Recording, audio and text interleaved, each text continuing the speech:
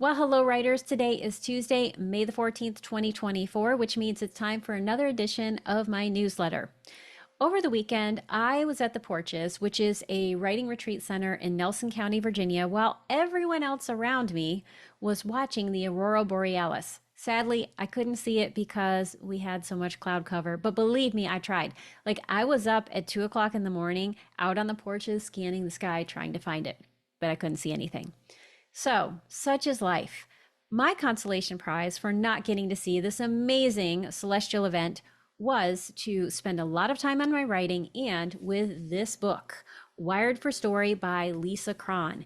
And so, over the next few weeks, I'm going to explore some of the chapters in this book and the amazing things that she has to say about how neuroscience can be used to improve our storytelling. And we need all the help we can get because writing is hard. It's so hard that I work with so many writers who feel stuck and have so much shame about the number of drafts that they have to create or just why it's so difficult. And this is the analogy I often share. So, reading and writing everything else except for a story is like riding or driving a car. So we're used to that. It feels very familiar, and it can give us this false sense that we know how to do the next thing, which is to be a mechanic. Because you see, storytelling requires you to become a master mechanic of language. You've got to know how to build a story just like you would need to know how to build an engine. And that takes time, study, and practice. So I hope that hearing that gives you a little bit of ease as I begin to give you one of your master mechanic lessons. So at the beginning of her book, she starts with lesson 1, which is how to hook the reader. And in order to hook a reader, you have to know what a story is and how to tap the parts of the brain that hook us so that we keep wanting to know more. So I share exactly what those things are in my newsletter, which you can read if you're watching this on YouTube because the link is there. Or if you're getting this as part of my newsletter, just read the newsletter. But I share what those things are and how you can use these strategies and a specific exercise I share, whether you are a beginner who is just starting to draft your book or you are preparing to query your manuscript. All right, so that's a little about my newsletter. And now let me tell you about this week's podcast guest, Andrea Firth.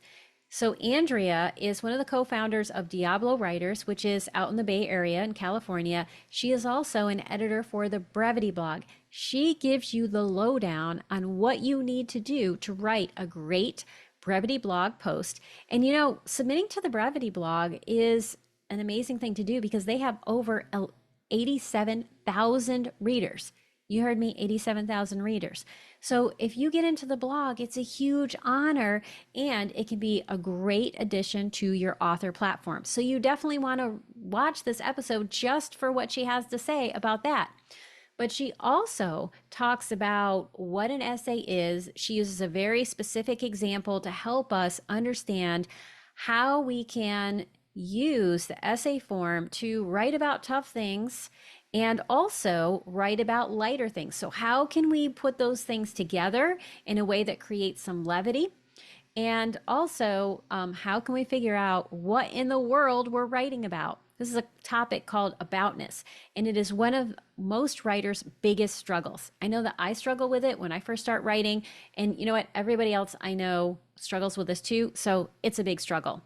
So we talk about what that is and how you can find that in your own writing and how you can use feedback to help support this process. We also talk about resilient editing skills that you can cultivate in yourself and how you can use them with other writers. So this is a great episode. If you are serious about writing, you are going to learn so much about this process.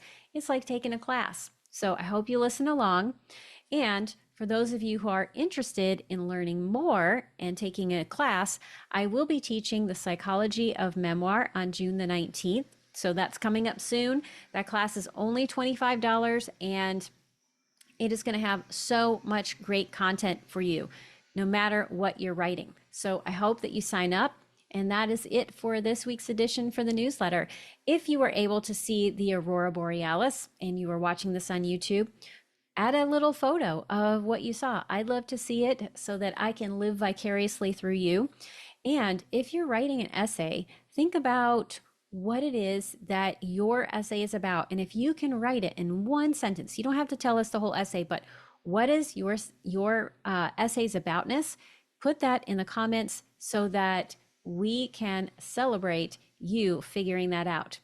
And as always, for all of you who are watching this online or you are reading my newsletter, thank you so much for showing up, for taking the time to be a part of this writing community, for showing up to your writing life. That is a huge victory, and it is a gift for everyone else, because when you tell your story, you help improve the world. So don't forget that. Your story matters because you are giving language to an experience someone else has. You are opening someone's heart and you are letting other people know they are not alone. So thank you for doing that work, and thank you for showing up to your life in all the ways that you do.